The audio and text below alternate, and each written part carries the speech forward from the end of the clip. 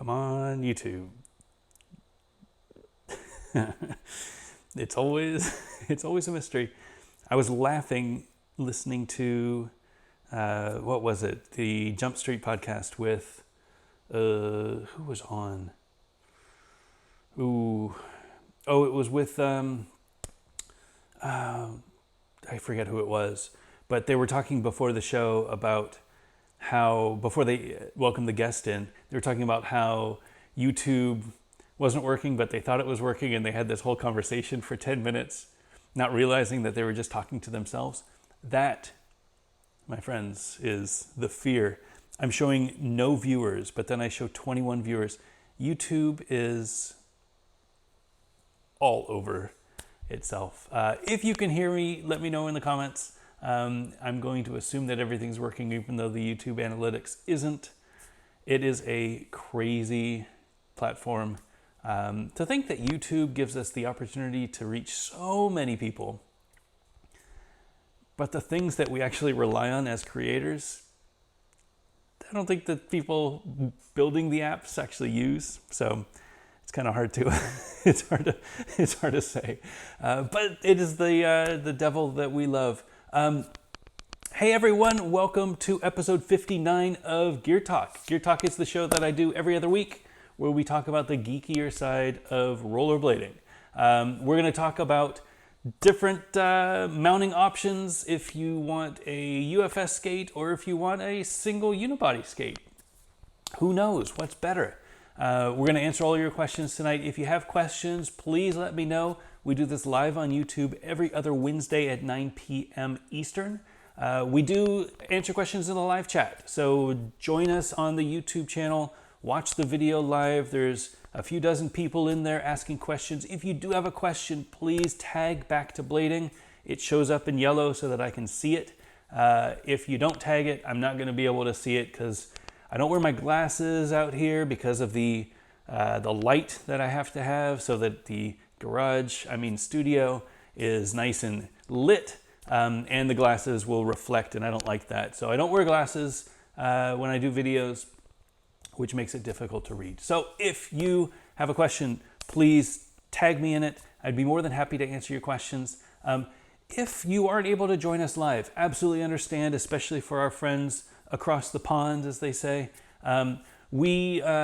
I always look at all the comments. So if you leave a comment on the video, I will answer your question. I'm more than happy to give you skate advice. I'm not great about trick advice. I'm a pretty good skater, but I'm not an amazing skater.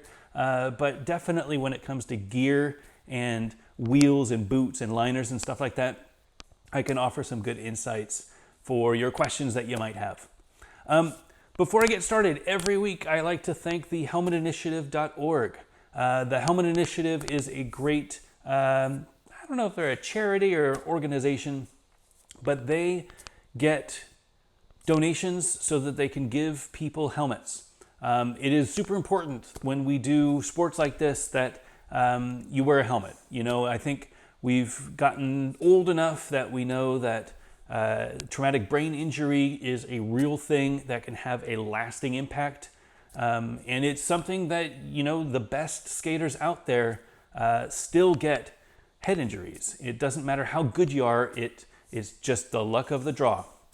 So best to protect yourself, wear a helmet, make sure that you minimize that risk, make sure that you minimize the amount of impact that your head gets if you do end up hitting it, if somebody runs into you, if you slip over a crack, something like that.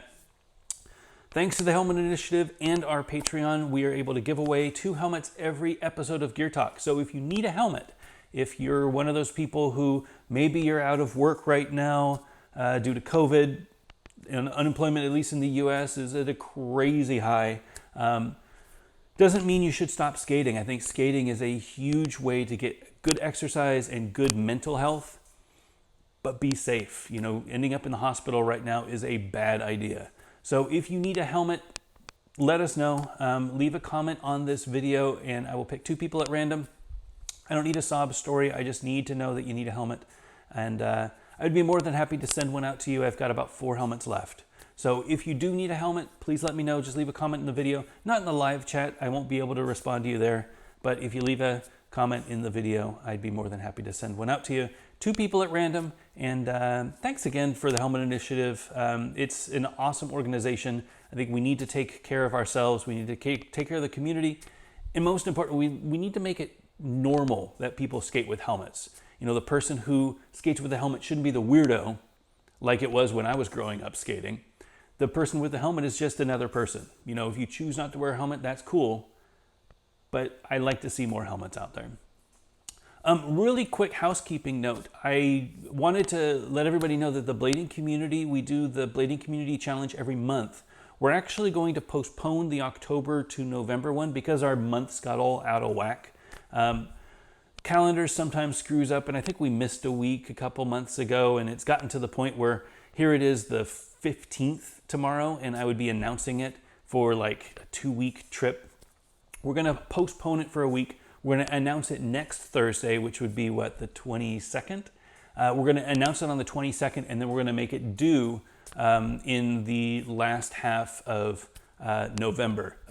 Yes, November. So you've got another week. Rest up, do your stretches, do your yoga, practice your grinds, practice your spins. We're going to let you know what the challenge is for November on October 22nd. Just a little note. All right, so the way that I usually start every show is I like to talk about the current setups that I've been skating. And unfortunately, a couple weeks ago, I had a back injury. So one of the things that happens when you get old is things start not working the way that they used to. And I was jumping up on a ledge that I skate all the time, and I was coming at it a little weird. It was a little wet. So I was coming at it a little weird, and I jumped on back royale, which is a pretty standard trick for me. And I came on all weird, and I hit wrong, and I twisted a little bit, and I scrunched a little bit, and I jacked up the bottom couple little areas of my back. And I knew immediately that it was screwed. Like, I knew that my back was going to be jacked up. So I went home and I put ice on it, and I took ibuprofen, and I've been slowly stretching it. I've been doing yoga throughout the week, trying to get back into shape because I love skating. You know, it's less about making videos every week, and it's more about me getting out there and just doing that thing that lets me decompress every week. So I went out skating last weekend, or 2 weekends ago, and I did a quick air, and I could feel that shock. I'm sure that everybody's felt it, where you land and you feel this initial impact, and then it's just like electricity going up your spine. And it was like, all right, well, I'm not going to be skating this week. So I took that week off. I took last weekend off. My family and I went to the beach, which was amazing, especially during these crazy times, to be able to move our little protective bubble from one home to another. And this other one had a view of the ocean. Not bad. So we were able to go out to the beach. We spent the last weekend, at the beach. And I was resting up, still doing my yoga, still icing it, still trying to get as much movement as I can. I'm feeling pretty good now. I think I'm going to take it easy this weekend. I might try to do marsh, but maybe I won't do any airs. Maybe I'll just do my grinds again. But that setup that I was riding when I did get injured was the Them 909s with the Danny Beer liners. Let me show you the skates.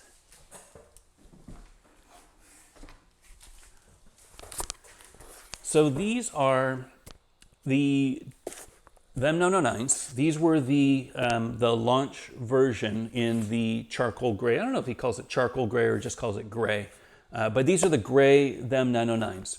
I swapped out the gray sole plate with the black sole plate because I thought it looked really nice with these yellow fitty frames.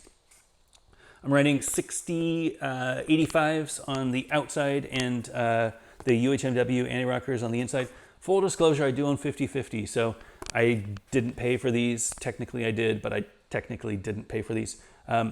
They are my favorite frames. So, you know, I designed the frame. It's the frame that I prefer to skate when I'm doing testing of skates because I know the frame really well. I don't have to adjust to the frame. I can test just the boot. The tricky thing about this is the new Danny Beer Intuition liner. So I was very fortunate to be sent a pair of these liners for review. The guys over at Them reached out to me after my initial review of the Them 909 and said, hey, we noticed that those liners didn't fit you all that well. We have some new liners. Would you mind taking a look and seeing if they fit you? And give me some feedback, obviously. So I was able to skate them. These are the 10/10.5 liners. So they're a 28.5 centimeters, which is perfect for my foot. They fit great into this medium Them skate. And they're absolutely great. I've had a really great time skating them. I did skate them a couple sessions a few months ago without telling anybody, and I just gave them my feedback that I did like the new liner. I liked the way that they fit. I didn't understand the whole thing about an Intuition because my foot never fit an Intuition, so it was really difficult for me to give a good review to a liner that didn't fit my foot, right? These fit my foot great. So I'm really looking forward to skating these. Unfortunately, last time I went out, I hurt myself, and then the time before when I went out, I hurt myself. So I don't know if these are cursed or if it's just me. I don't know why I'm getting hurt all the time, but I haven't gotten hurt in years. And then I put my feet in these Danny Beer Intuition liners and I start getting hurt. So it's after I was talking bad about the Intuition liner to begin with. So I have a feeling the liners are out to get me. But I am going to try them again. I'm really looking forward to it. I want to know what the Intuition liners are all about. What I might do actually is I might put on some big wheel frames rather than skating these with aggressive. I might just go big wheeling this weekend and just enjoy skating again. There's a lot less impact for my lower back. Give it another week to rest, not try to do any grinds or anything. I know that I won't be at that level that I expect when I do aggressive this weekend, so I might just do big wheels. But definitely going to be skating this boot this weekend. I had a few questions after the last show and on the Slack about this liner versus the Them Intuition that came stock in the skate. So I wanted to bring out my calipers and do a few measurements. So these are not going to be sold separately. The Intuition liners, I think because of the deal that they have with Intuition, they can only offer them with the complete skate, which is the boot, right? So they didn't have a complete skate before. Now they have a complete skate with a Danny Beer skate. This is the only way that you're going to be able to get this liner is with that complete. And the question was, what's the difference between this liner and this liner? So this is the Them Intuition that came stock in the 909s that I got with my 909s when I first bought them, the gray 909s. And these are the Danny Beers. So visually, obviously, there's color differences. But looking at them, there's not a huge difference in so far as fit and finish. A couple little notes. So the back of the Danny Beer liner has these little dots. You can see them a little more on this black Intuition liner. You can see the dots. That's for anti-slip and keeping your heel firmly in the back of the boot. So avoiding heel raise. They don't have this little ribbing in the back. So there's no ribbing in the back of the Danny Beer skate. I don't know if it makes that much of a difference, to be honest. I think if you've got the dots on the sides like this one does, I think that's going to be enough. I do note that the dots are a little bit lower than on these, but this again is a sample. This isn't production. I don't know what the production liners are going to be like. So take everything with a grain of salt. These also don't have the holes. So this one has holes all over the place. This one doesn't. There are no holes on the sides. I don't know if that is a sample thing or a production thing, but note that there are no holes over the thing. No big deal. A couple measurement questions. So there were some questions around the cuff area. So almost knocked over my water. So I brought my calipers out. These are, if you haven't seen calipers before, this is how people do accurate measurements down to like millimeters and half millimeters and percentages of millimeters. Basically, it's just a little slide, and whatever fits in here, this is where the measurement is. So it's like a ruler. It's called a caliper. This is kind of standard with design work. I don't know much about it. These are really cheap. This is like a $20 caliper. I guarantee people who are watching this, who know what they're doing, who do this for a living, have like $100 caliper and are laughing at me right now. But I tell you what, this works really good. I was able to design frames with this, so it's good enough for me. But I think it will be good enough for this liner. I'm going to measure the sides and the back, and then I'm going to measure the sides and the back of the Danny Beer liner and see if there's any difference. So first, this side, not giving it a huge squish, but giving a light squish, is about 18 millimeters. In the back, we're looking at about 16.5 millimeters. And then let's do, is this the left? Yes, this is the same skate. So let's see how this goes. It's actually a little thinner over here. This is about 15 millimeters on the side.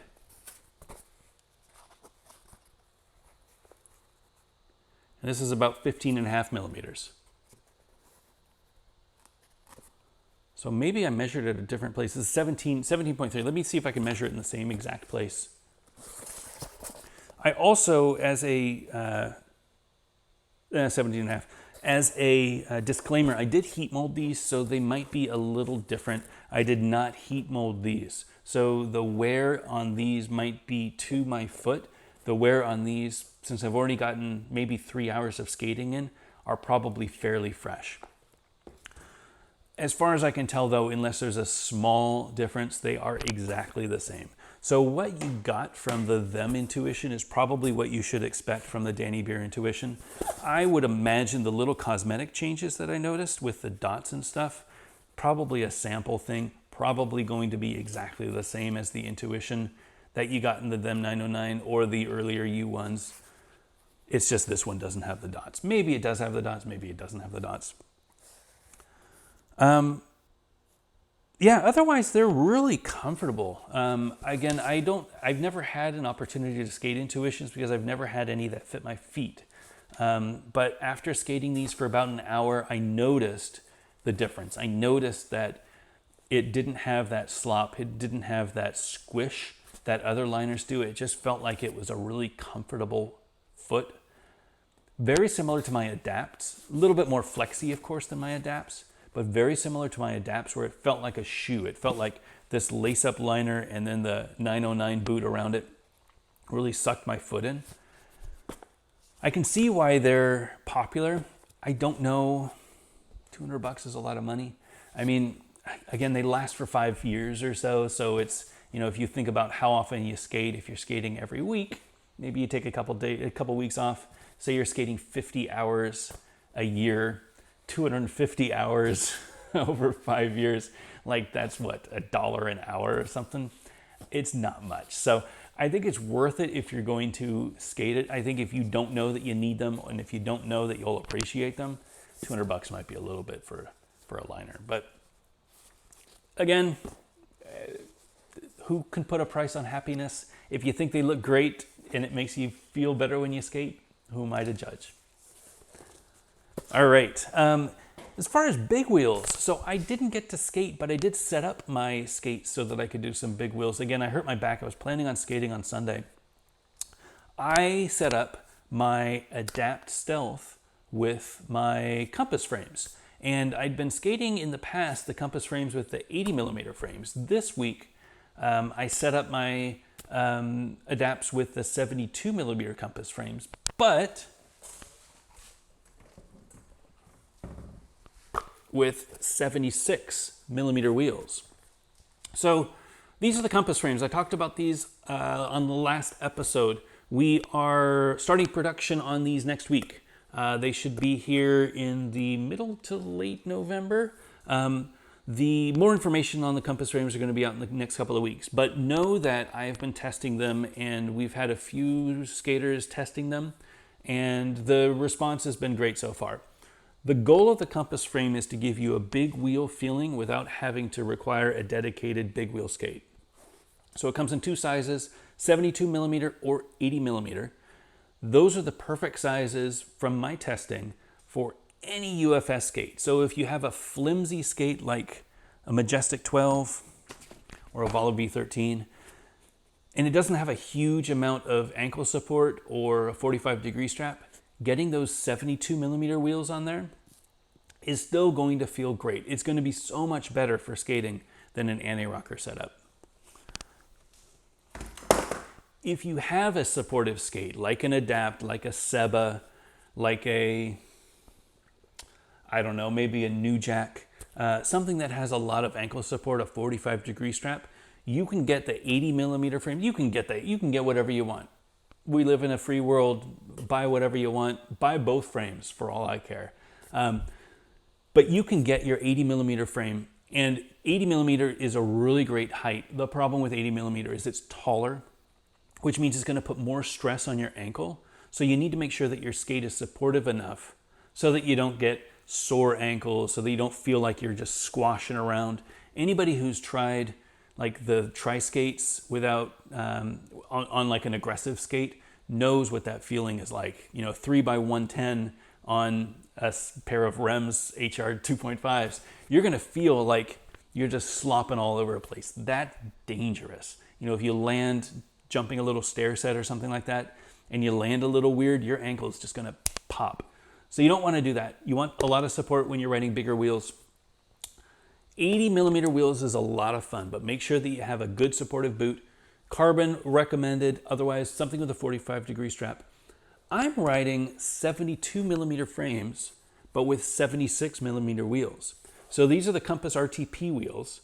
They are 7685. It's the same compound as the 72s and the 80s, but they come in 76.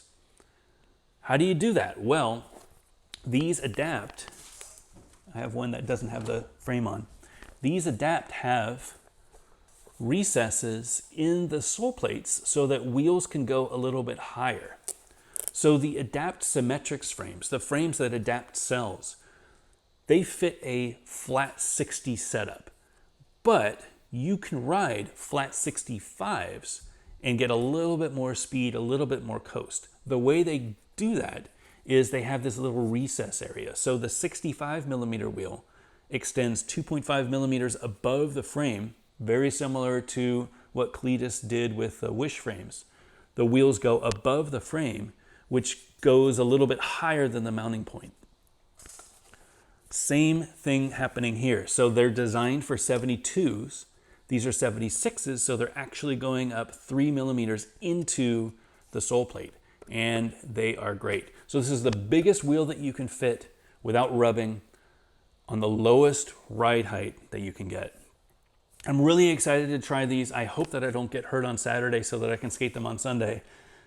I love skating big wheels. It's just that feeling. I was trying to put into like words why I like skating big wheels, and it's the feeling why we all got into skating in the first place. Grinding is amazing, and being able to jump on a ledge or something and just do a long sole grind or do a long backside, like those are amazing feelings. And that's not to say that skating is better than grinding. I do love my grinding. But for me, just being able to put things on my feet, put wheels on my feet, and just go out and skate wherever I want, that's what I got into skating in the first place for. That is, till I die, if I can't jump on a ledge, I'm going to be skating in some way. And I think this is a really good way to prolong the amount of skating that you can do in between sessions. So you don't have to go hard with aggressive every time. Put on some big wheel frames, go out there and skate.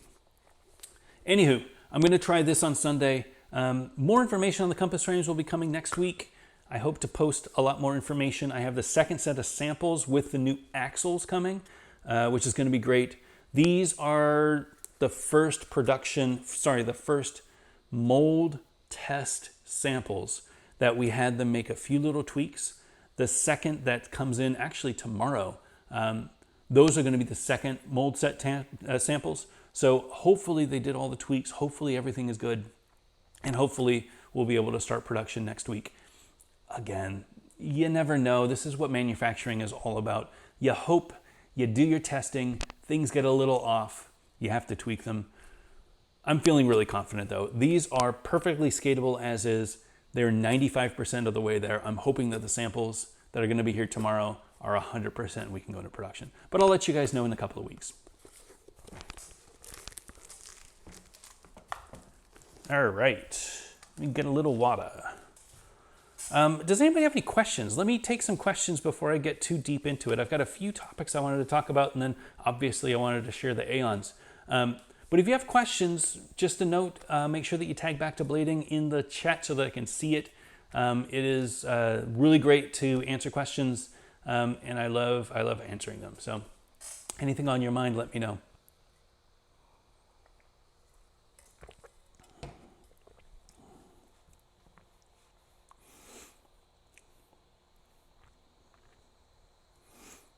All right, no questions. So let me.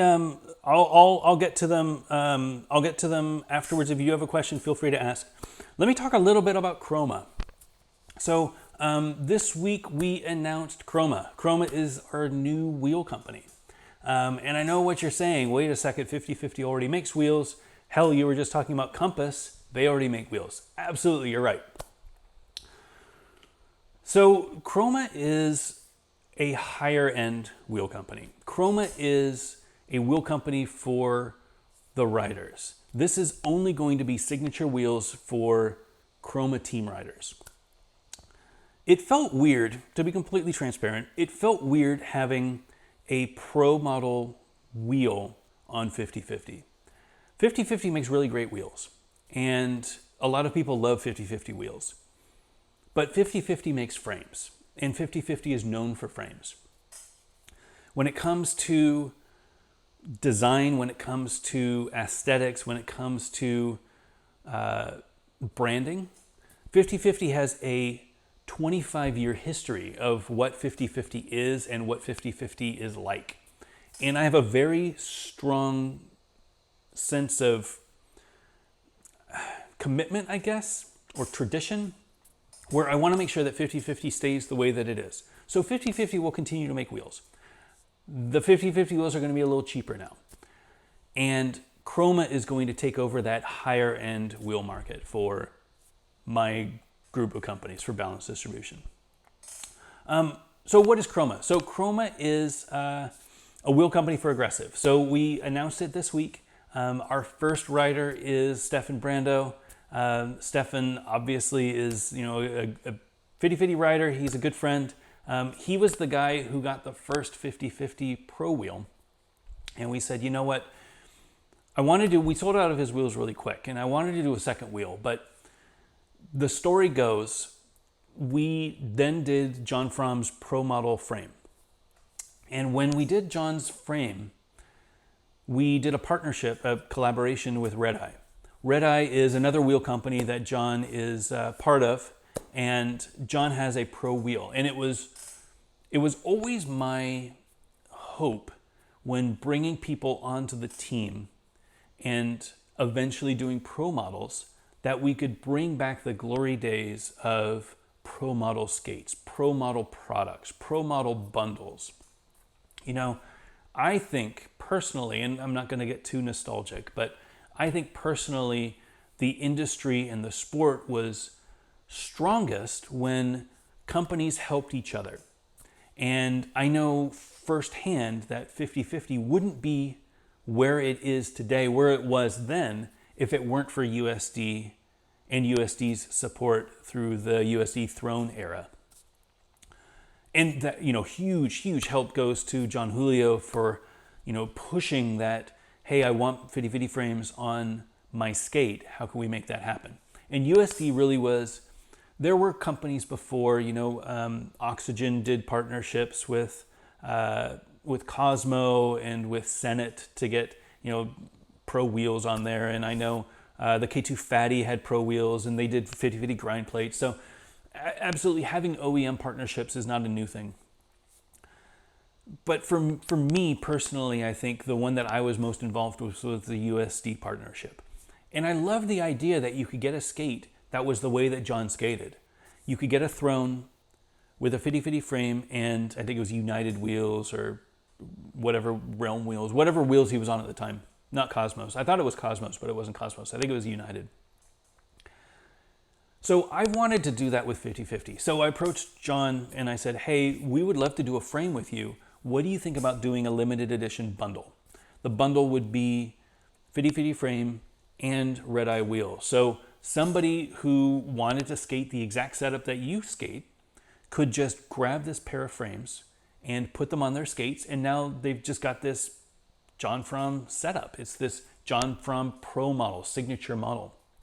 So it was a big success. I think people loved the partnership, loved the collaboration, and I wanted to do more of those. And I realized, well, wait a second, 50/50 shouldn't be making wheels then. It doesn't make sense. 50/50 should be the frame group. And then we needed something else for wheels. So Chroma is that solution. So rather than doing a V2 of Stefan's 50/50 wheel, we're doing his spiritual successor, which is his V1 of his Chroma wheel. And here is what Chroma is all about. So these are his old wheels. We have the wheels being printed right now. They'll be available in a couple of weeks. But this is the Chroma packaging. So one of the things that we wanted to do is, again, thinking back, I'm a nostalgic guy. I mean, obviously, I've got a wall full of skates that I can't skate anymore because they're going to break. I love looking back at the way that things were and the things that brought smiles to my face. And one of the things that I loved back in the days was Senate. And I loved the packaging that Senate had.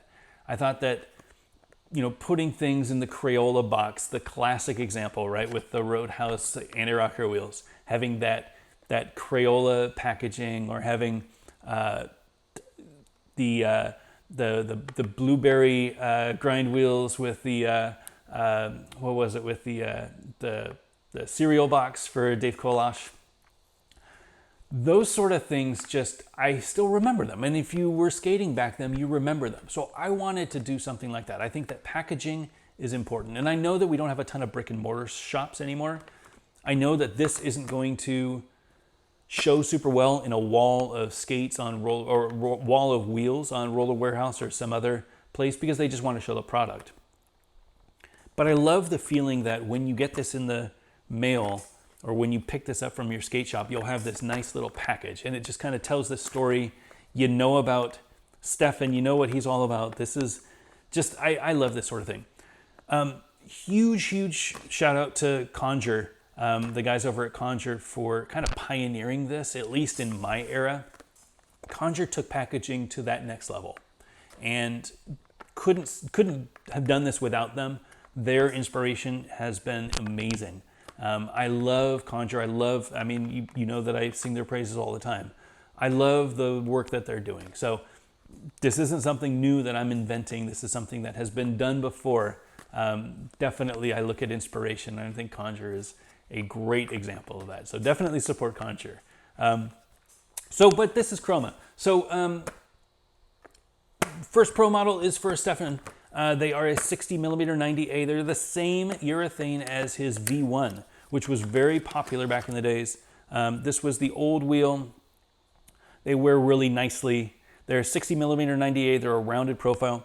In each box, you're going to get a full sticker sheet. So this hasn't been announced yet. We'll be announcing this tomorrow. But I love stickers. I love these stickers. So these are the Chroma stickers, all of the little die cut stickers that you can peel off.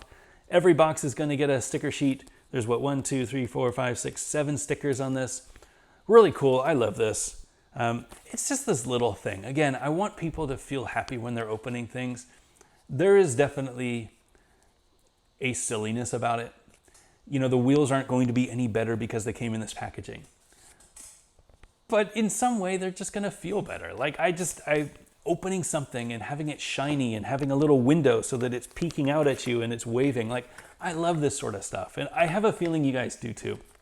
So sticker sheets are going to be in there, the packaging, and more to come. So this is just our first release. We're going to have a handful of riders, not a ton. It's going to be a really small team, but we have already started work on the next wheel. So stay tuned for that. Thanks everybody for the support.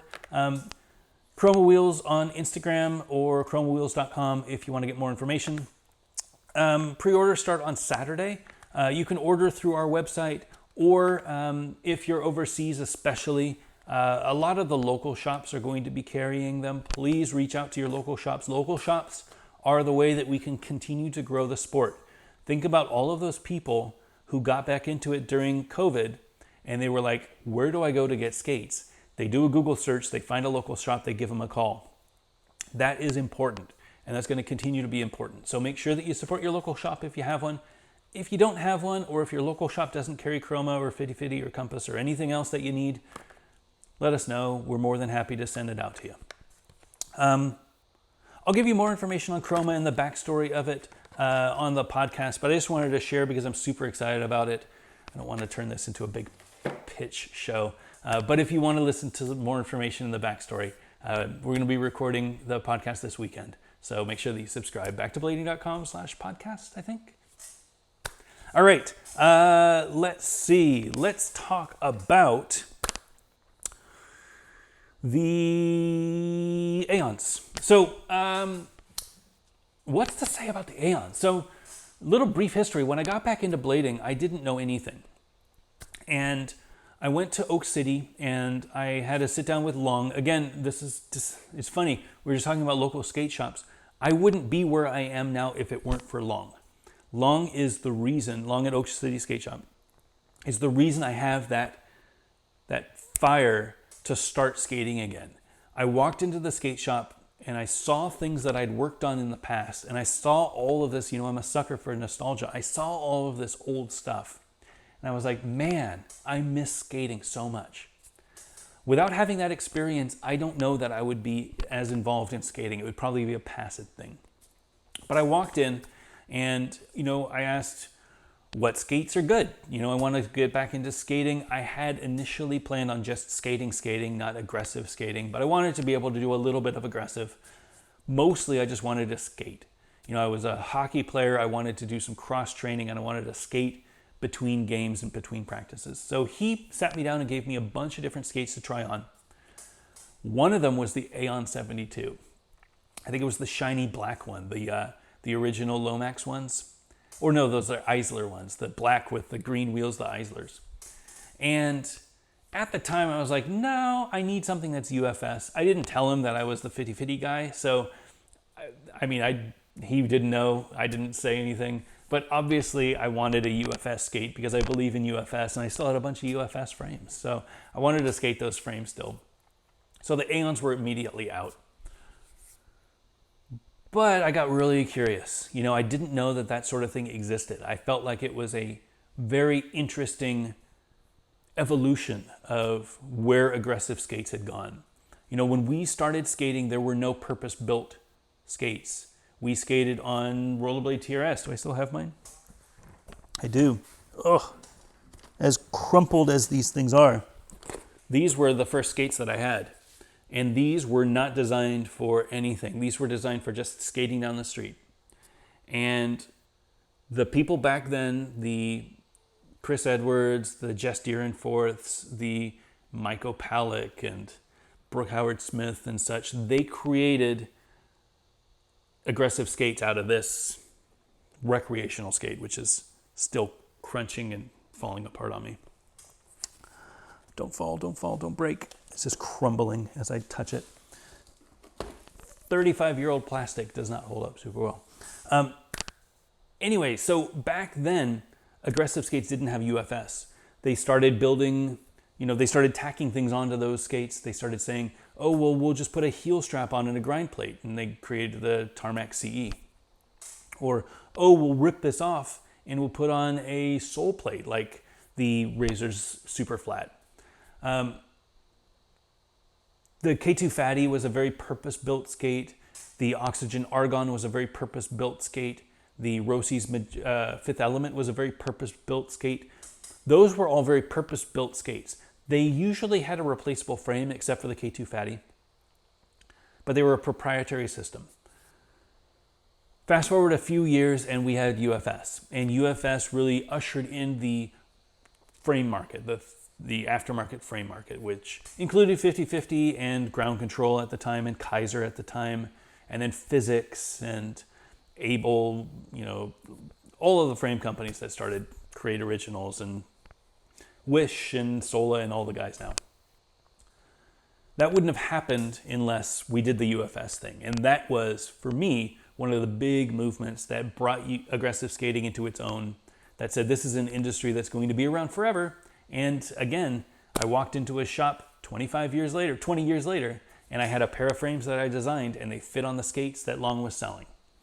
So UFS definitely was a success. However, there are some negatives to UFS. You know, the biggest problem is the mounting area. This is a good example. So these are the old Solomon STIs. You can see clearly the UFS mounting. These are 50-50 balance frames, but you can see the mounting pattern. These bolts, there are 2 bolts that mount a UFS frame to the skate. They're 167 millimeters apart. And the recess area is 3 millimeters tall, 20 millimeters in diameter. That's a pretty sizable amount if you're trying to shave millimeters off of a ride height. 3 millimeters is a lot. Plus, however much you need for the frame to mount. So say 3 millimeters on the frame side, so you're adding an additional 6 millimeters. How do you lower ride height? Well, you don't use UFS. Instead of using UFS, you make a complete unibody skate, and that is where the Aeon comes in. So the original Aeons, which I believe are these ones. I was not around when the Aeon came out, and if I was, I didn't know it. These I got as a replacement shell, but these were, as far as I know, the original Aeon shells. As you can see, they are an aggressive skate, but there's no mounting bolts. This frame is this boot, is this sole plate. This whole thing is one piece. So there's no bolts. You can't replace this. As soon as you grind through this, you have to get a new one. Now, if you're skating enough to grind through this, you should probably just buy a new one. New shells are like 99 bucks. It's not a huge deal. And it's going to take you a long time to grind through this, especially since most of us are skating park now and it's angle iron or it's rails. You'll grind through this if you're skating gritty ledges, like if you go to the courthouse in San Jose and you skate the coral reef ledge all the time, you'll grind through this pretty quickly, but most people nowadays aren't skating like that. These will last a long time. But the advantage is that you get the lowest ride height possible. Now here's a really good example. This is the 72 millimeter Aeon. So these are 72 millimeters, and they are like the same height as these Solomons. Oh. Pretty much the same height, maybe like 4 millimeters. Oh, no, with the wheel. Yeah, I mean, they're so low. So these are the 72 mil Aeons, super, super low ride height, but with a 72 millimeter wheel, you would expect to be a much taller ride. Long story short, I absolutely love the Aeon. I think that it's a really interesting skate. I miss the UFS side of it, but I understand why they didn't. I understand why they did it. And this is why I recommend the Aeon for anybody getting back into it. With an Aeon, you've got, out of the box, a really great ride. I always recommend people skate flat when they're trying to learn how to skate. Out of the box, the Aeon comes flat. I always recommend that people ride anti-rocker when they're trying to learn how to grind. And this groove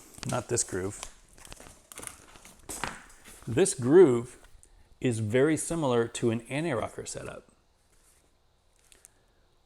So the Aeon by far is my #1 recommended skate for people getting back into it. And thankfully, USD has made the Aeon much cheaper. So now you can buy an Aeon Basic, which is a no-frills, bottom-of-the-line Aeon skate for $220, which is a crazy deal. When you think, we were just talking about these Intuition liners being $200 for a liner, and then you get a complete skate for $220. I mean, granted, they're not going to be as good as an Intuition liner, but if you wanted to get into skating, $220 isn't a huge amount of money to invest, and you can always sell them if you don't like it. Anyway, I got myself a pair of Aeon Basics, and I wanted to break them down and talk a little about them. and show you what the new latest and greatest, this is fresh from the factory, latest and greatest Aeon looks like. So you can be the judge for yourself.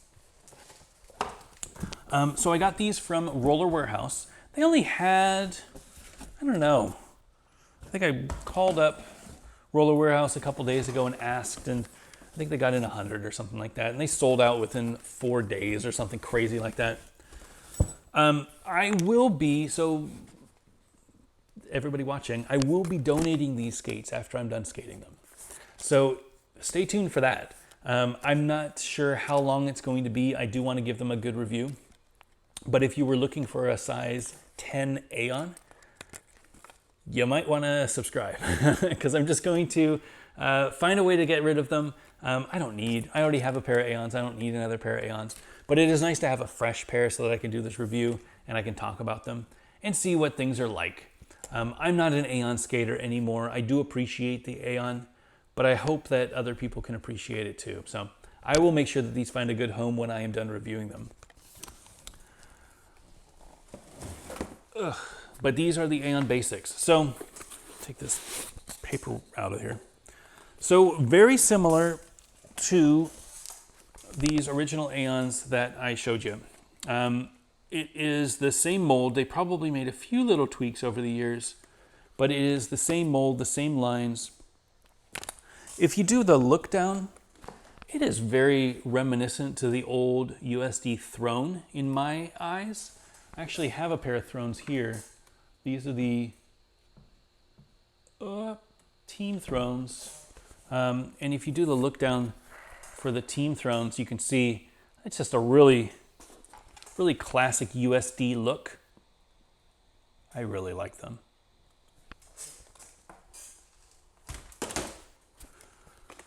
These feature a 45-degree lacing system, which is a little weird, right?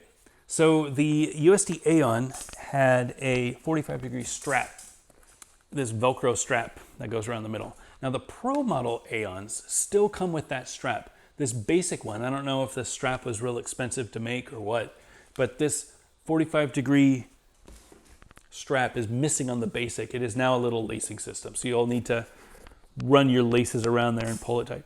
It'll probably be as good. I don't see why, like using physics, I don't see why it would be any different. If anything, the Velcro strap on the Aeons always came loose for me. So this might be an upgrade. I do know that people make aftermarket 45-degree straps now, which is really awesome. I saw somebody get a pair, again from Oak City, get a pair of these skates today and posted on Rollerblading or something. And they had an aftermarket 45-degree strap, which I thought was awesome. I might want to get one of those and see if it's a good upgrade. But out of the box, this is what they look like. The liner. So a lot of people asked about the liner. The 72 millimeter Aeons that I got came with these Fat Boy liners.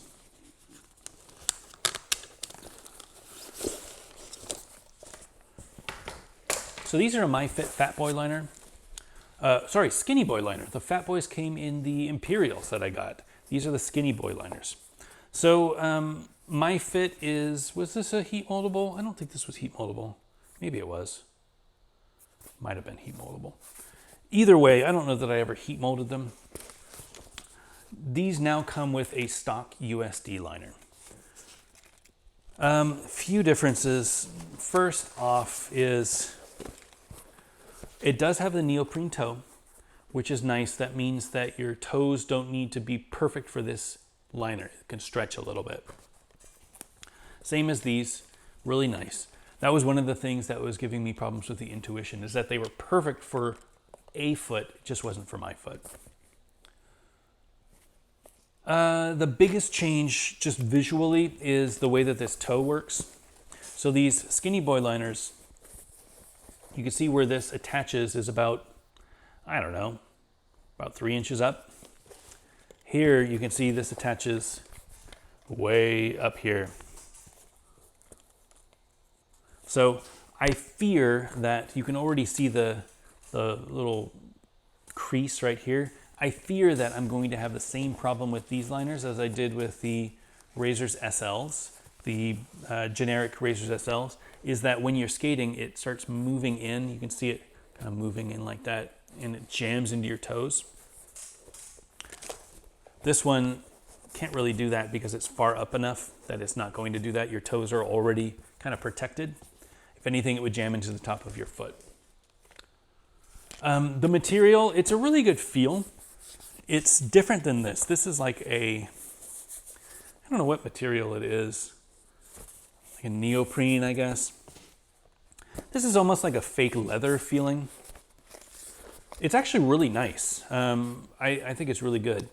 Conference, interesting. They still have the little thing with the conference.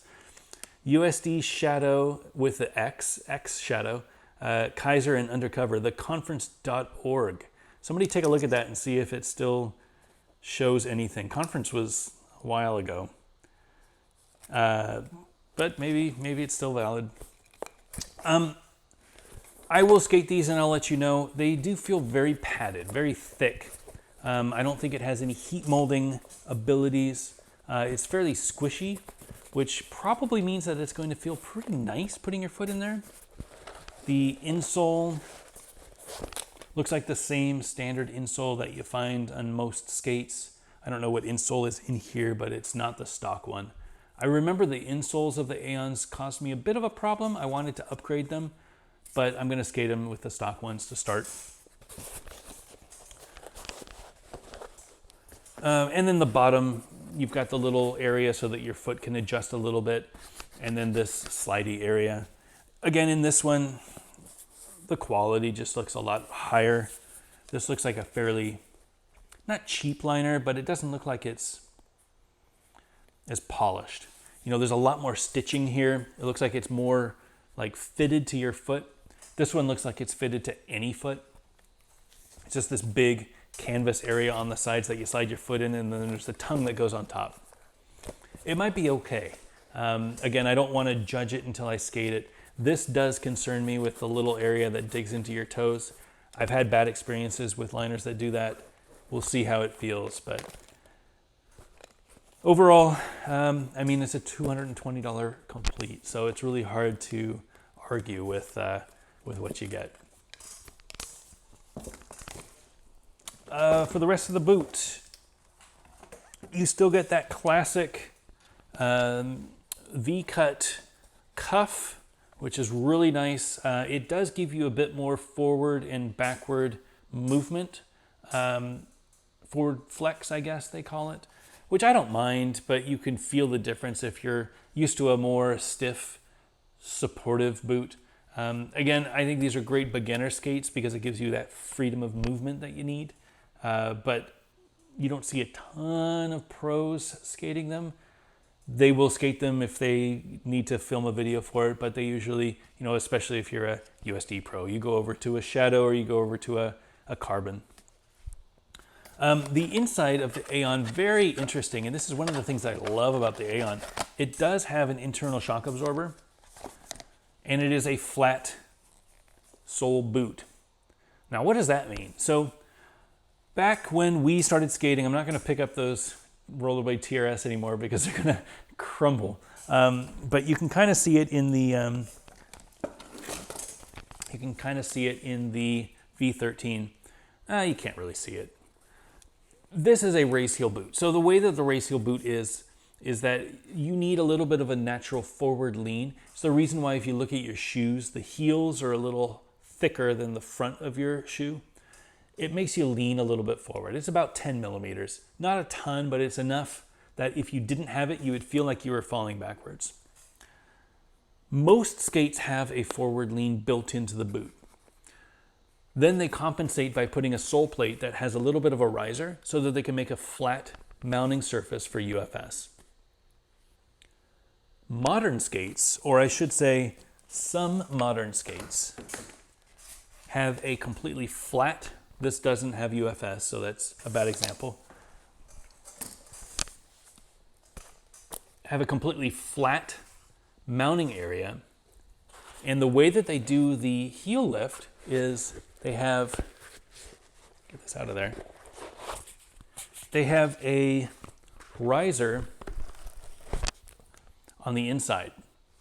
So this is that 10 millimeters. So rather than use the boot, they can use a little shock absorber. That gives you a much more comfortable ride, a little bit more shock on your heels, so that when you're landing gaps, when you're just skating down the street, you don't feel every little rock and every little crack. This will give you a lot more comfort when you're skating. I am a big proponent of flat soled boots with an internal shock absorber. I think even if you ride with the hardest shocks imaginable, at least you have the option to upgrade that shock or change that shock to whatever thickness and whatever height and whatever squishiness you want. By riding with a completely plastic heel raise, I feel like you don't have that option at all. So if at all possible, I always encourage people to get something with a flat sole. The Aeon does have a flat sole. They include this big shock.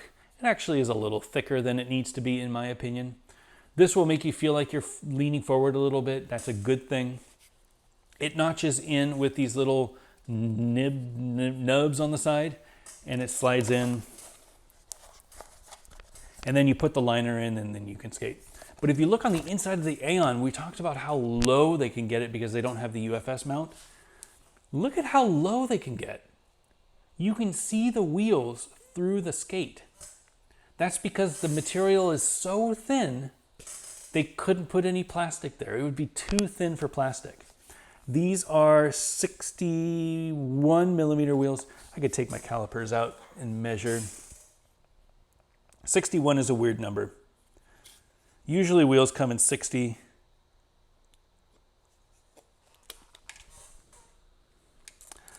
I don't know if 61 is, I don't see any 61s here. I think they're 60s. I think they're 60s. You can mark it 61 all you want. It's a 60 millimeter wheel. But see how low it is.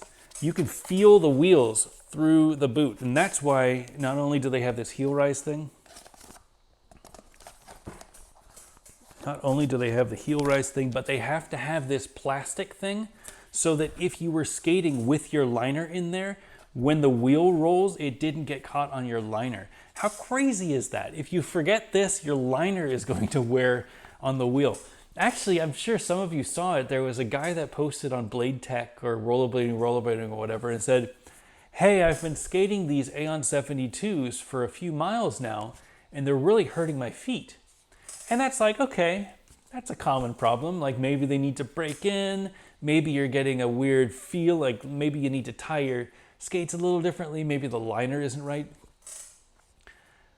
Literally, the wheel was rubbing through his liner, through his socks, and burning a hole into the bottom of his foot. So yeah, the skates were literally hurting his feet because he didn't have the plastic in. So the wheel was touching him and his foot was dropping into this little hole and burning him. Make sure, kids, make sure that when you're skating your Aeons, you put these in there because you need to make sure that your foot is protected from the wheels. What else is there to say about the Aeon? So I'm going to skate them. I absolutely love the look. I think the look of the USD Aeon is just this, it's a new classic. You know, it's got so many throwback little design hints to the USD Throne that it's an instant, like, classic look.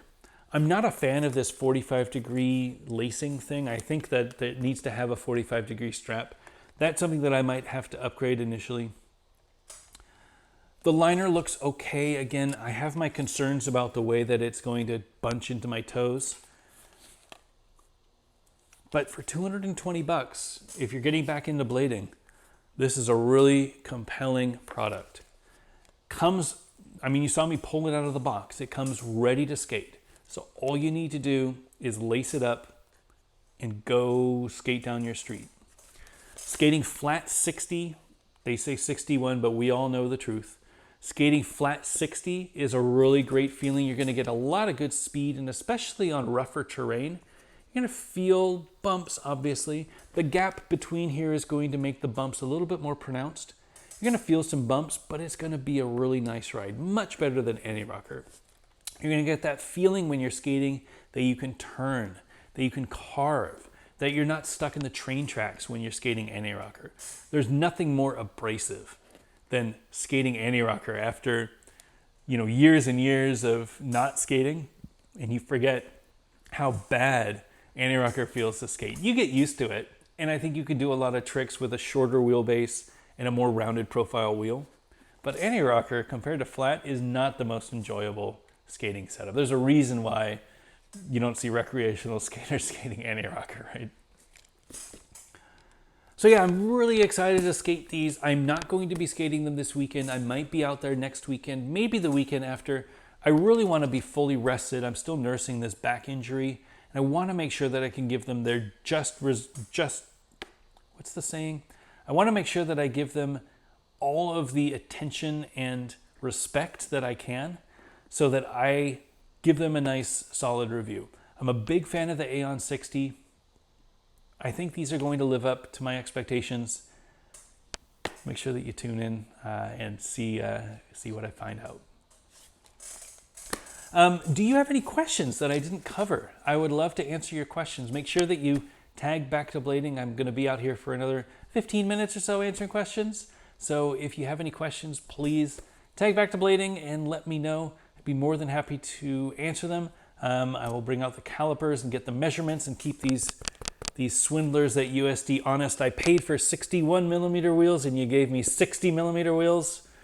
I need a refund. This skate should be $219.88 or 92 cents, 1 penny for every millimeter.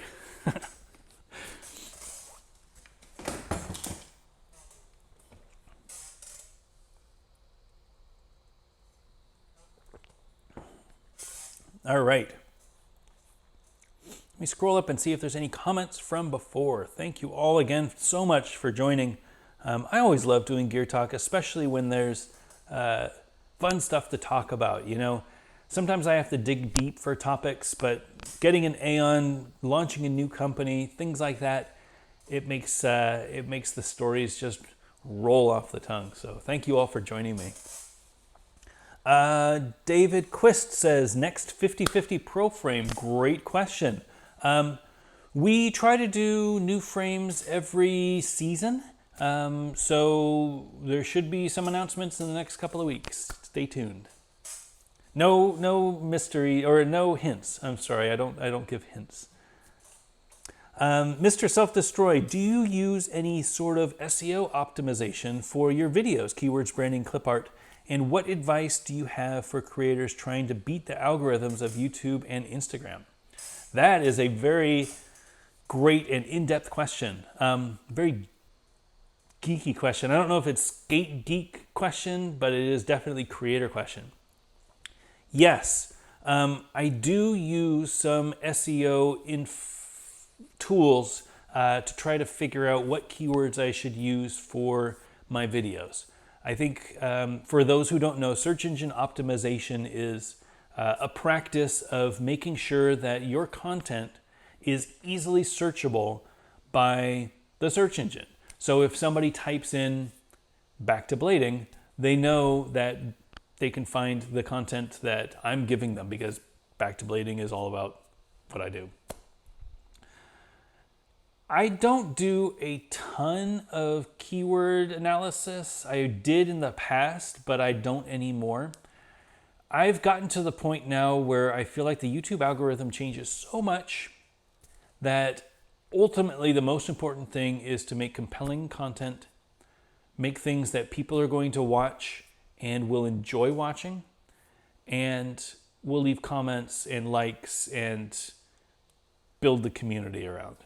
I think if you put yourself in YouTube's shoes, they want people to watch ads. And more people will watch ads if you have good videos that people will watch. So I try to make as much quality content as I can. I try to make it so that my content is not too long, but not too short. And I try to make it so that when I'm rewatching my content when I make it, that my segments aren't too long. Try to keep things, 30 seconds or so in each little segment, and then I talk about it, and then 30 seconds and talk about it. There's a reason why, if you look at my videos, I cut them up into little bite-sized morsels instead of just letting the whole session go. And that's because for me personally, I find it hard to watch somebody just skating for a minute. But if I do quick edits, if I do a really quick bite of skating and then I talk about it and break it up, I found that people get more engaged. Ultimately, I don't think there's a trick to YouTube. I think I've been doing it for 4 years now, and I definitely don't have the subscriber count as some of the other people who do rollerblading stuff. I just haven't spent much time looking at algorithms and looking at content stuff. I just make content that I like, and some people like it, some people don't. I listen to the comments. If people say that they like this and they didn't like this, then I take that, feedback, and I try to make my content better. But I think ultimately, make good content. People will want to share it. People will want to watch it and subscribe. And I think that's the most important thing. Great question, though. I would be more than happy to chat a little deeper in the future. This probably isn't the right venue for it, but I think as rollerbladers on YouTube, we do need to stick together to make sure that all of our content is discoverable. There's nothing worse than going and searching for rollerblading on YouTube and getting Braille skateboarding. It sucks. Nothing against Be Free, obviously, but I would love nothing more than if it went to Sean's or Brandon's or Lino's or my content, right? That's just me. Great question, though.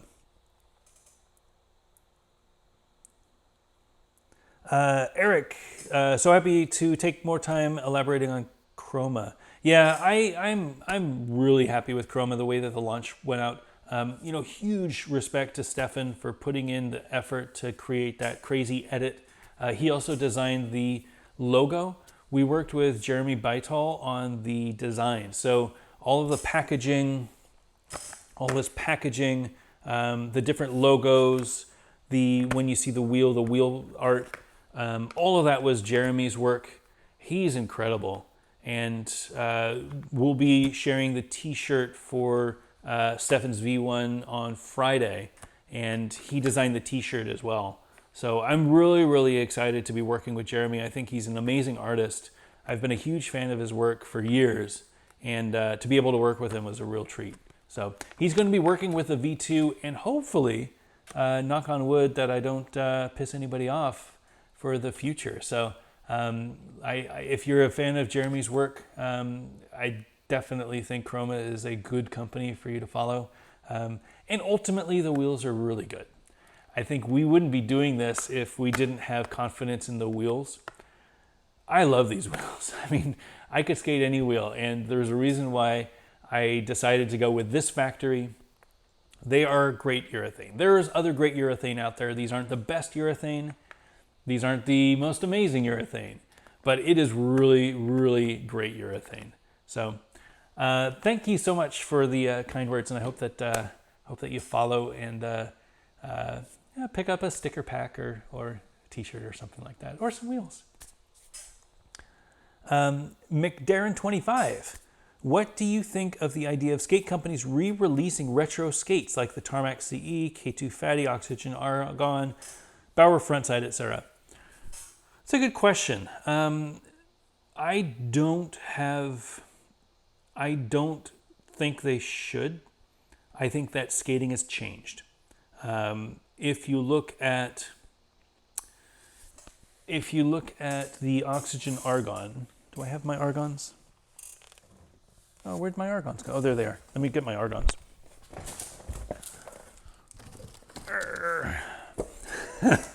These beasts. If you look at the Oxygen Argon, that is a very opinionated skate. Now, there's a spider crawling on it. There is a lot that can be learned from this design.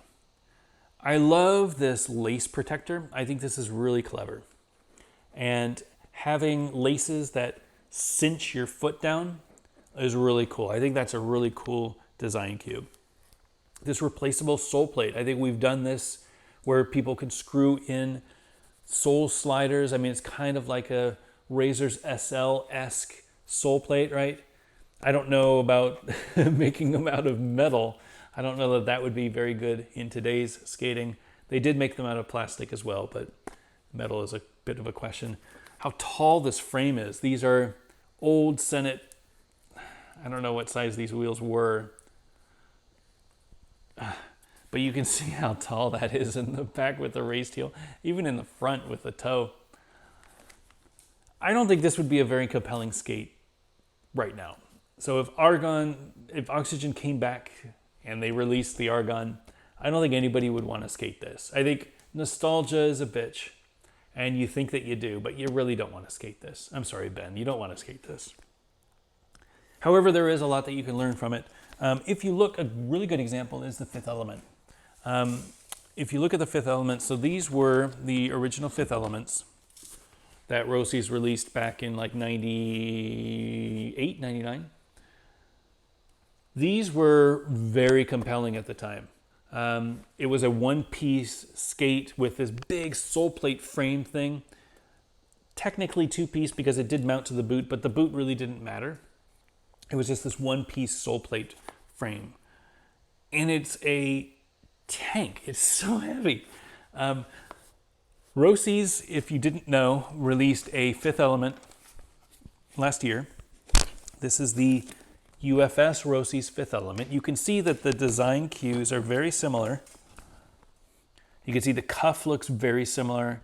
You can see that that second injection of material, so that you get the squishy material on the inside and the harder material on the outside. Very similar to the original Fifth Element, where you get the squishy material and the hard material. But this is UFS. So it uses the old Valo Light, I think, sole plate, and it's a UFS boot. So now you can put any UFS frame on there instead of having just the dedicated Rossi's frame and sole plate. Should they bring this one back? No. I mean, they've already done this. I think they can learn a lot from the old skates, but they don't want to bring back the old technology. The only exception, potential exception in my eyes, would be the K2 Fatty. I do have a pair of Fatties. I'm taking everything off the wall tonight. So these were one of the last production runs of the K2 Fatty. These were incredible.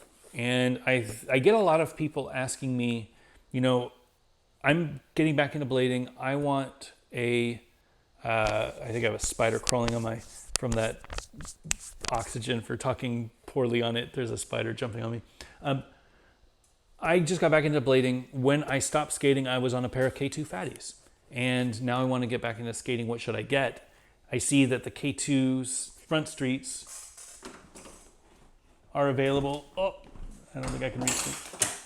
I just dropped one of my hooks. K2 front streets are available, but they don't look like the K2 Fatty. They're not the K2 Fatty. These are the K2 Fatty. These are amazing skates. I think if K2 were able to bring back the Fatty like this, I think it would sell really well. There really isn't another skate out there like this. You could argue that the USD Carbon... Oh, can I get that? Yeah. You could argue that the USD Carbon is kind of the spiritual successor to the Fatty. In a lot of ways, it's that soft boot upper. It's got the plastic cuff. It's got the UFS now. It's got the sole plate, even though this sole plate is much better than this Fatty sole plate. So I always tell people, you know, if you're looking to get a K2 Fatty, the current version would be, current comp would be, get yourself a USD Carbon free. I think that is the way to do it. This is the actual carbon. It's more expensive, it's stiffer. This was a more sloppy skate, so I would get a carbon free. If K2 were listening, which they're not, but if they were listening, I would say, hey, Bring back the fatty, bring it back in the old colorways, right? So bring back the Fatty Pro with the black and the maroon. Make it look like this. Make it UFS.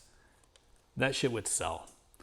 I know I would buy a pair. I would love that. I think the soft boot upper with the hard shell lower is a really great skate, and it sucks that K2 doesn't really care about aggressive anymore. And they won't do it, but it would be nice if they did. Great question. It made me think about that. I appreciate that. Thank you. All right. Any more questions? Retrograde Prodigy asks, how well do the Aeons lock for a noob learning to grind? Really good question. They are actually really great for grinds. A few reasons why I recommend them for grinds. First of all, they have a really wide sole plate. So this area over here is the sole plate. Most of the grinds that you're going to do are either sole tricks or they're groove tricks. So I have a rail here. So here's a rail, right? So either you're going to do groove tricks, which is like a front side, like that, or like a royale or a backslide like that. Or you're going to do a sole trick, and that's when you lock on to the obstacle with your sole of your skate. For sole tricks, you definitely want a wide sole. That means that you don't have as much risk of missing the object. So this is a really nice wide sole plate. If you put I can measure it with the calipers if you want. All right. So this sole plate, this is a size 10 Aeon. This sole plate is, 42 millimeters or so, 43 millimeters or so. Standard sole plates like Rossi's Majestic 12. This is like a standard skate that you would find.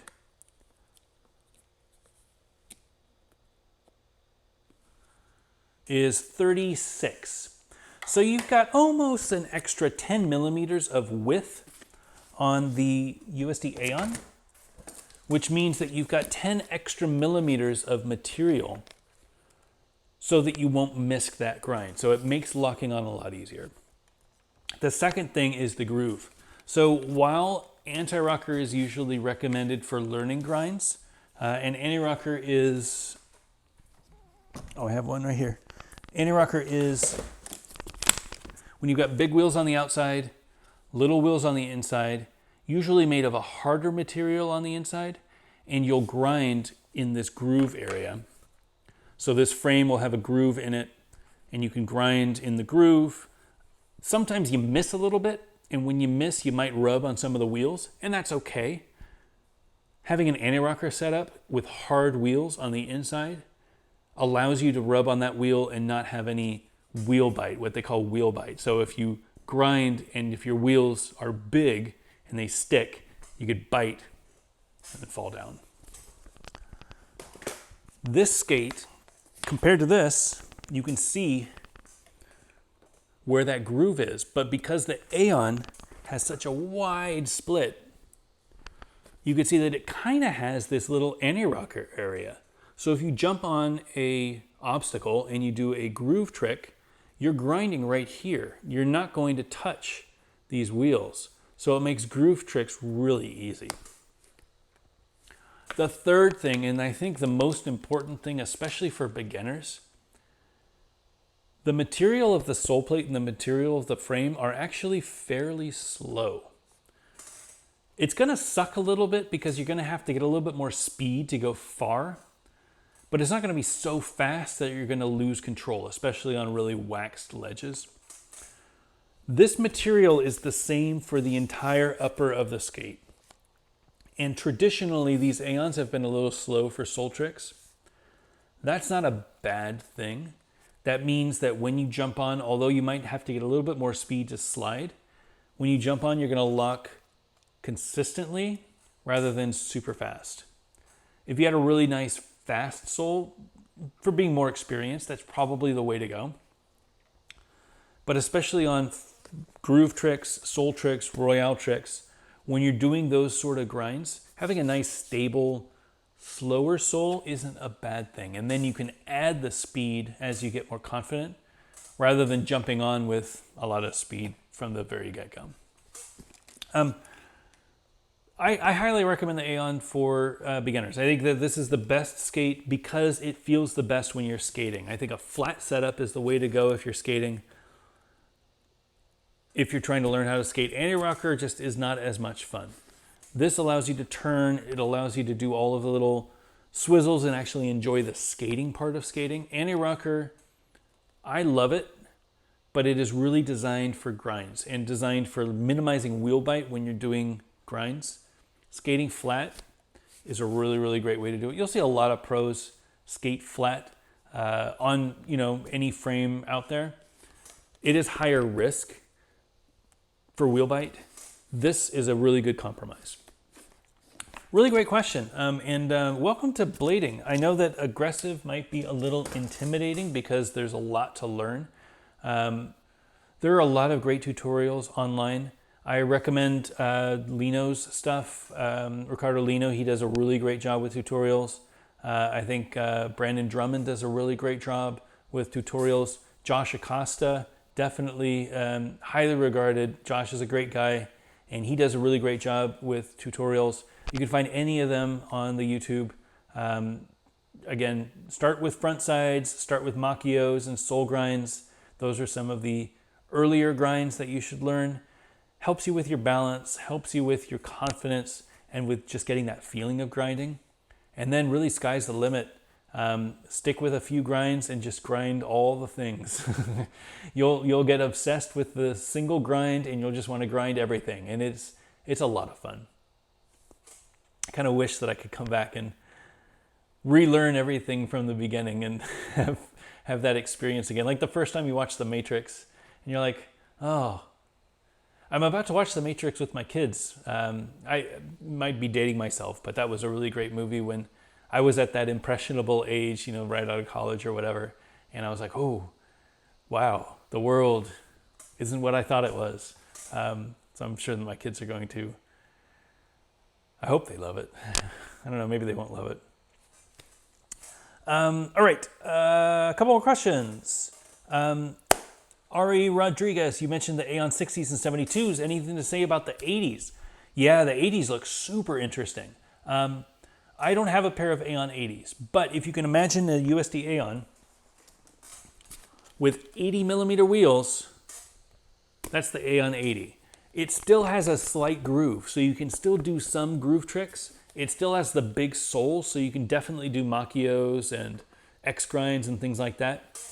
But 80 millimeter wheels, so it is an urban skate. It's for skating fast, skating over rougher terrain. Really compelling. I do want to get myself a pair of Aeon 80s. I just haven't gotten around to it. It is on the list though. And everything that I've seen of them and heard of them, they're an amazing skate for urban. Bill Stoppard got a pair on one of his videos and goes into detail on them. And him coming from a hockey and free skate background, showing you the Aeon 80 would be really, really interesting. Highly recommended. See if you can find Bill Stoppard's Aeon 80 video. Great question.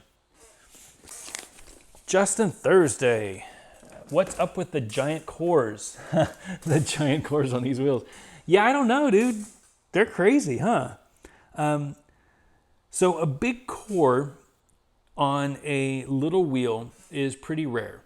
They do have a few different wheels out there that have them. Most notably, I guess, would be the Famous wheels. Famous is a company, I think, from France, somewhere in Europe. They really hit the scene last year. They make a whole range of wheels for inline and quad, I believe. And the inside is aluminum. So it is an aluminum core with the urethane on the outside. Really interesting balance. It makes them extremely fast. you'll see people like Joe Atkinson, ride only famous wheels. Joe obviously is on a different level. He skates mostly bowls and transitions and just destroys street courses. So he needs the fastest, most responsive setup possible. For me, I want more comfort. I want the Cadillac. I want something that's going to be relaxed and laid back. So I like to ride softer wheels with a little bit more squish. This is an interesting compromise. I don't know why they would go with a big core on an Aeon. I'm going to have to review them and see. It wouldn't have been my first pick if I were honest. I think that it might be adding some cost, maybe not. But I'm going to be really curious to see how they hold up. I haven't seen any other USD wheels with this big core, this small with a big core. It's like a 40 mil core on a 60 mil wheel. Very interesting. Yeah, I don't know. I'll report back. You know me. Good question. Ari asks, can I replace the wheels on my Aeon 60s with famous wheels without any issue? Absolutely. The only issue you're going to have is trying to get those bearings into the famous wheels. Because they are machined out of aluminum, the tolerances are so tight that this aluminum on the core is going to be hard to get a bearing into. Apparently they're making a tool that will allow you to get a bearing into the core. I've seen a lot of tricks with putting them in the freezer or putting them in the hot water or something like that. It sounds like a lot of work, to be honest, to try to get bearings into a wheel. But if you can successfully get the bearings into the wheel, no problem. Any 60 millimeter wheel or lower will fit on the Aeon 60s. So you could fit a 58 in here, no problem. You could fit a 56 in here, no problem. And that goes for any company that you want. Undercover, 50/50, Conjure, Dead, whoever. Any wheel that's smaller will fit. Any wheel that's bigger, obviously, it's going to rub. You can't fit a bigger wheel in there because there's not enough room for the wheel. The only problem you have to look out for is if you get too low and if the wheel gets too small, you might start rubbing on the frame or you might start rubbing on the sole plate when you go around turns. It's designed for a 60 millimeter wheel. So when you're doing turns, this angle can only be so steep. If it gets steeper because your wheels are smaller, you might start rubbing on the side. But definitely any famous wheels, the 60 millimeters will fit perfectly. I know a lot of people ride famous wheels on Aeons and love them. So I would say go for it. If they look great, definitely worth trying. Good question. Barcelona Inline, congratulations on the launch of Chroma. Hope your back starts feeling better soon. Thank you so much. I hope that my back feels better soon too. Back injuries are the worst because they really just keep you from doing normal things, you know? It is feeling better. It's a little tight. So I'm probably gonna, after this, I'm gonna go put some ice on it and just kind of stretch it out again. It's one of those things where I won't know if it's ready to skate again until I go skate again. So I used to get back injuries a lot when I was playing hockey a lot. I think it's just a thing. I haven't gotten a back injury in a few years though, so I'm due. It's probably going to be the only one for the season, but that's, you get old, you stay active, you fall down a lot, you're going to get back injuries. But thank you for the concern. Ride Blades 007. Hey, I think Scotty Cramner was recently in your area as his last couple videos show him at the same skate parks. Oh, that's awesome. I have not seen those videos, but there are some amazing skate parks around here. I did see a friend of mine Derek, sent me this video of a friend of mine skating at Marsh and trying to do a launch to this ledge, which is pretty tall, and just go ass over tea kettle, and ended up like a complete scorpion. Like, it was not good. Huge fall. I hope he's okay. I think it was posted a couple days ago. There are a lot of great skate parks around here, and it's definitely, if they came through this area, they definitely hit up Marsh or Apex or Durham. Those are probably the 3 outdoor parks that most people go to. I've seen Monterey at Durham when I wasn't there, and it's like, God damn it, like it'd be nice to skate with them. But yeah, if you are ever out here, make sure that you reach out. Love to session with people when I can. Obviously, you know, family first, and trying to get things into the schedule is difficult. But if you're in the Triangle, Raleigh-Durham area, let me know. I'd love to skate with you. Spinner says the trigger beat Schilmers, I think that's how you pronounce his name, look pretty similar to the K2 Fatties at first glance. They do. The triggers are interesting. They are more similar to the New Jacks. So they have the plastic inside with the cloth outer. Still a very similar setup to the K2 Fatties. This is more of a hard shell boot with a skin, where the Fatties were more of a soft shell with a lower sole area, but very similar.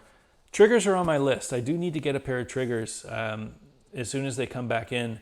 I hope that they get back in stock soon. I haven't heard anything about the new line, but I know that they were working on it. COVID just kind of put a wrench in everybody's plans, I think.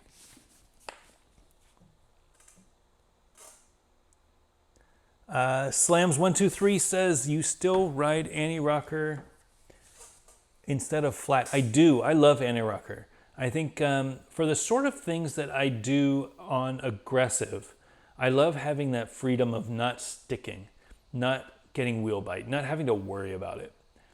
I do have fairly good form on my Royales that I don't get much wheel bite when I ride flat. And I do love the feeling of skating flat, but I feel like when I'm out there doing grinds, when I'm going to a skate park that's mostly angle iron around here, I want to eliminate as many reasons to have a bad session as possible. So I always do my stretches, I always make sure that I tighten my bolts, and I always make sure that I've got my pads on, so if I fall, you know, a little bump and bruise doesn't take me out for the rest of the session. Riding anti-rocker in that situation is the right setup for me. There's a lot of merit to skating flat, and again, I do love skating flat. It just is the right tool for the right job. And for me, I do prefer skating anti-rocker whenever I do aggressive. Good question. Where are you? K. Steezy, I know it's pretty unheard of, but would you consider riding your Aeon's anti-rocker? I've seen people ride them anti-rocker. It's not too unheard of. I don't know that it's very popular. Really, it's not a good anti-rocker setup. Like, what is this anti-rocker wheel gonna do? You know, it's just gonna sit over here, and really you could just take out the wheels and just not have anti-rocker wheels, like skate freestyle. I think that would be a smarter decision. I think that the Aeon was designed to skate flat, and I think that you should skate it flat. I think that there are frames that were designed for anti-rocker, and there's frames that were designed for anything you want. These are definitely designed for flat. So I would highly recommend skating them flat. I don't see the point of getting Aeons if you're not going to skate them flat, but they're your skates. You know, you do you. I just think that you're missing out on a great thing. This is a really great setup for skating flat. It's a good question, though.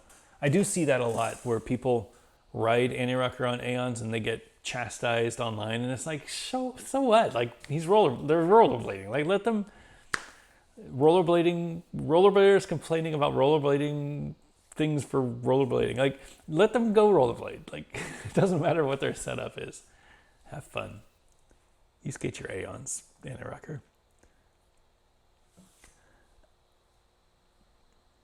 Oh, and Fail GG asks a very similar question. Have you talked about trying out juice blocks or anti-rocker on the Aeons? What's your opinion on trying that out? Again, I don't think that it's the right setup for anti-rocker. I think you should skate them flat because they're amazing skating flat. You do you. I think that whatever setup works best for you is the setup that you should ride. If you're happy skating anti-rocker on Aeons, I just want you to skate. Like, if you're gonna go out and skate more because you have them set up anti-rocker, I am all there. I'm all for it. I think that you should skate the skates the way that they're intended. I think that's the way that the designers designed the skates. But who's to say what works best for you? Christopher Chaviano, I hope I got that right, Chaviano. Anything to say about aluminum aggressive frames like the Element 2s? I've got a few things to say. I think, so the Element 2s, the Sola frames, the ground control frames, there's been a big wave of aluminum frames over the last year, maybe 2 years. I think Sola kind of kicked that off as the first real like aluminum designed for responsiveness setup frame. And it kind of hit the market by storm. You know, it came in and Sola frames were everywhere. People were loving their Sola frames. And then around the same time, I think Kaiser came out with the Element 2, which is a very different frame. It's not a Sola frame. It is a high-low frame with a deep groove. So it's a very like skating bowls frame. Whereas the Sola was flat 60s, I think. And really you could swap out the H-block and skate street or coping. It's really designed for a skate park in my opinion, but it's a very different way of approaching the problem. Ground control came out then with the ground control frames a year later in 60 millimeter and 72. Very similar in concept to the Sola frame. Different design, different way of tackling the problem. But I think they're very comparable to the Sola frames. Symmetrics also came out with a frame, came out with a frame that was aluminum with a plastic grinder wall, which, again, a different way to solve the problem. I think ultimately the aluminum is a really specific use case. I think for me, aluminum is designed for responsiveness. It's designed for when you need all of your edge control, when you need all of that power, if you're pumping around the bowl or if you're dropping in on a quarter to do a launch or whatever, you want that feeling of aluminum. You want that, you know, metal to hopefully a carbon boot, right? You want that metal to carbon feeling where you flex and your frame is there. There's no wiggle. There's no, you know, typically you'll have like an intuition liner as well. So you've got this really form-fitted setup. I see a lot of benefit in that. I don't know that I personally am at a level in my skating where I can appreciate it. Nor with a bad back do I want that level of responsiveness. You know, there is give in plastic, you know, glass-filled nylon frames. There's not a lot of give, but you can feel the difference when you're skating an aluminum frame and when you're skating a plastic frame. And I haven't skated many aluminum frames, but most of the free skate frames out there are aluminum frames. So you're going to get that responsiveness. They're not designed for airs. They're not designed for gaps. There's a reason why people have skated plastic frames for many, many years. Personally, I think aluminum has its point. I don't know if it's for everything, but yeah, I mean, if you're the sort of skater that loves to carve and loves to get speed in bowls and stuff like that, definitely look into getting the aluminum frames. I think any of those 60 millimeter frames would be a really great option for you. And make sure that you get really good boot. Make sure you get a really good liner. Make sure that you get a 45-degree strap that gives you nice support. Otherwise, you're just putting a Lamborghini engine in a VW van. Like, you know, you need something that's going to be able to handle the power that you're giving it.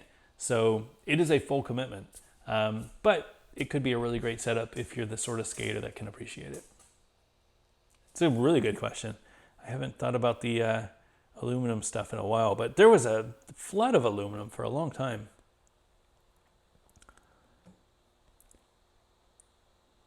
All right. Charles Nilai, can you comment on the payment ratio for Chroma Pros? Like how much do they get per wheel? Absolutely. That's something that we will be transparent about when it gets listed. These will be $42 in stores. The Pros will get $2 for every pack that is sold. So anytime you buy a pack of Chroma wheels, the rider will get $2. We do the same for Pro frames. So whenever somebody buys a pair of 50/50 Pro frames, they get $5. It is a nice way to support the pros. I think back in the days, we had some pros, skaters on salary, and we were also able to offer a royalty. That's a hard thing to do now. I love the idea of the royalty thing, and I think John being transparent about them royalties was a really good kick in the butt for the rest of us. We'd been doing, so all of the Pro model products, the original Stefan wheel for 50/50, the Guy Crawford wheel for Compass, and the John Fromm frame for 50/50, all of them that we've used a Pro's endorsement and name in the product, they always got a royalty. But we weren't super transparent about it. It was $2 for a set of wheels, and it was $5 for a set of frames. And I think we're going to be more transparent about that in the future. I think that pros need to know that they should expect to get paid for products that they endorse.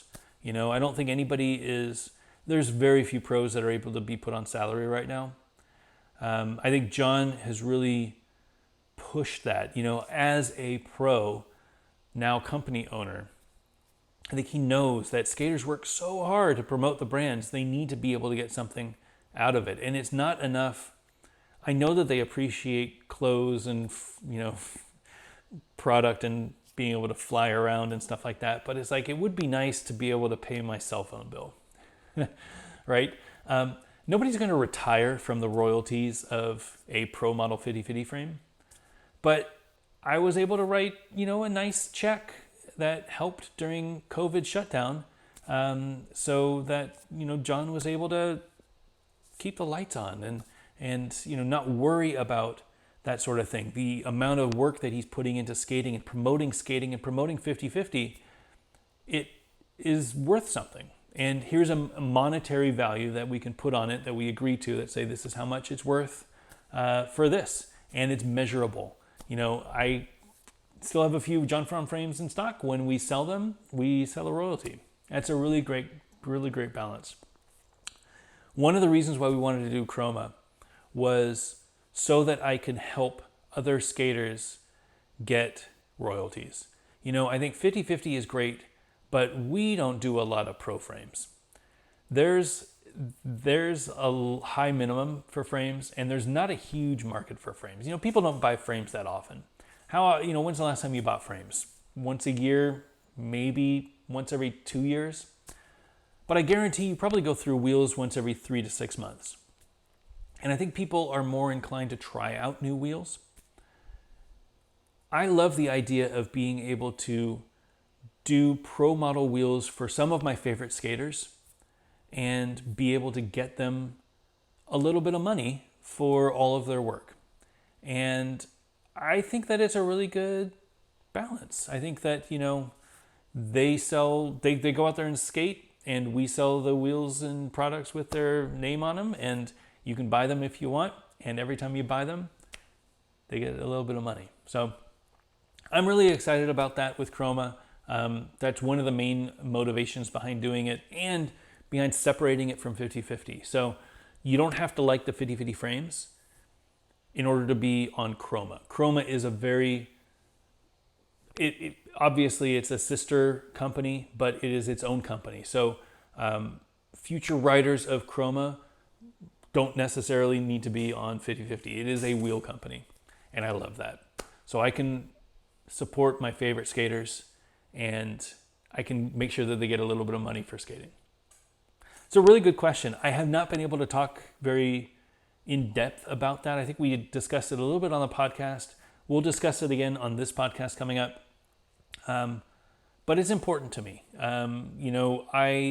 Growing up as a 20-year-old in the industry, I made a salary from 50/50. It was my only job. It is what I did. And I knew the skaters were a little younger than me. A lot of them still, lived at home, so they didn't have to worry about it. But a lot of them didn't.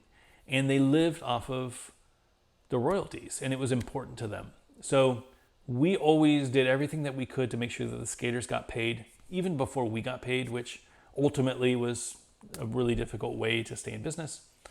But I know that it's important, and I know how much work these skaters put into skating and how important the team is to the future of skating and definitely the future of the company. So it's something that I really like to spend a little energy on. I hope that answered your question. I don't know how detailed you wanted me to get, but we'll get into more details, and we'll definitely be more transparent in the future. So there's no questions around how much people make. I think it's well past that. I think being able to put that number out there so that everybody knows what people make. It's a little taboo in the U.S., but I think this is something that that we need to share.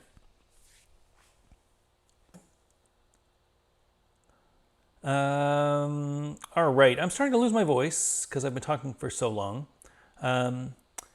Katie asks, what would you think of ground control wheels on the Aeons? I'm currently skating the stock wheels and they're fine, but want to try out new wheels for the flat setup. Ground control wheels are fine. Contrary to popular belief, frame companies actually can make good wheels. Ground Control is a frame company. They specialize in frames, but they also make wheels. They've had some bad runs in the past, but the wheels that you can buy aftermarket from Ground Control, as far as I've heard, I've never skated them myself, as far as I've heard, they're legit wheels. They come in a variety of colors. The 60 millimeter is good. If you are skating flat, I usually recommend people go a little softer with the wheels. Try to get something around 88A. The reason for that is with 4 wheels per skate, usually a softer wheel compound will wear faster, but if you're skating flat, it won't wear that much faster at all. I would recommend you ride a harder wheel if you're skating anti-rocker because you're putting so much force on those outside wheels that you need something a little bit harder so that it doesn't wear down super quick. I ride 85A anti-rocker.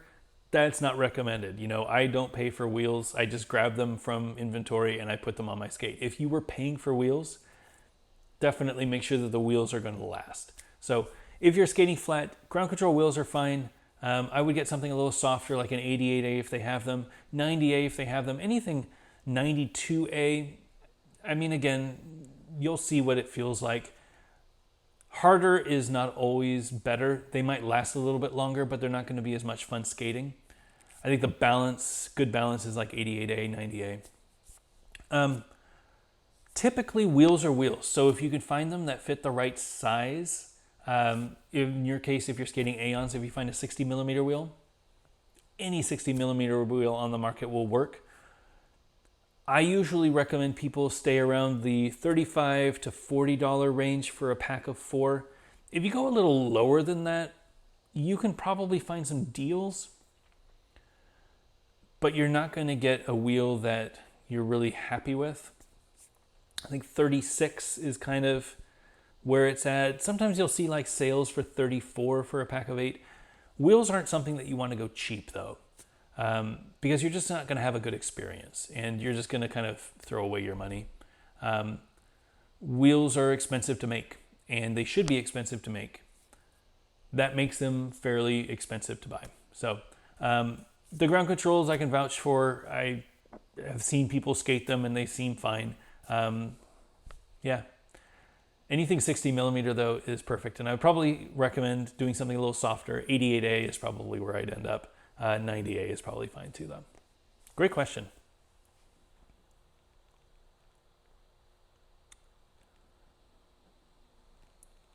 Kevin Norris, I'm still waiting on a 90 millimeter compass wheel. Yeah, we all are.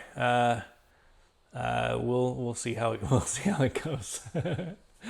I've been waiting for a while too. All right.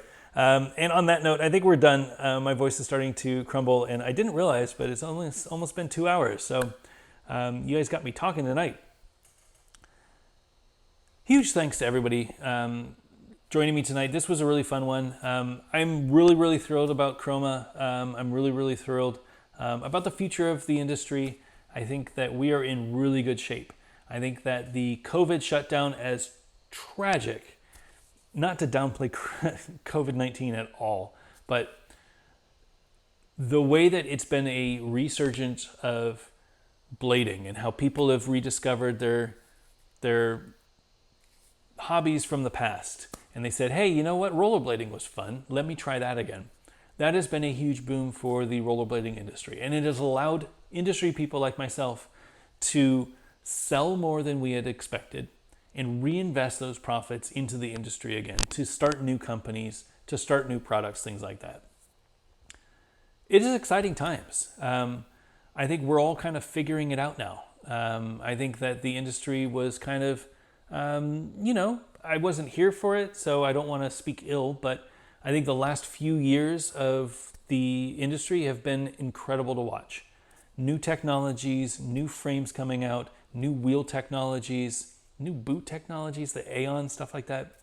It's a really exciting time to be in blading, and I couldn't be more optimistic of the next couple of years. I know personally I'm going to be putting a lot of energy and time into blading. I will continue to skate as much as I can. Might take a step back. I think I mentioned this before. Might take a step back from aggressive for a little bit, just for the back. I want to make sure that I heal up. But I won't stop skating. I hope that you don't stop skating either. Thanks again for joining me this week. I will see you again in 2 weeks. Remember, every other Wednesday at 9 p.m. Eastern. And hope you stay safe out there, and I'll see you next time.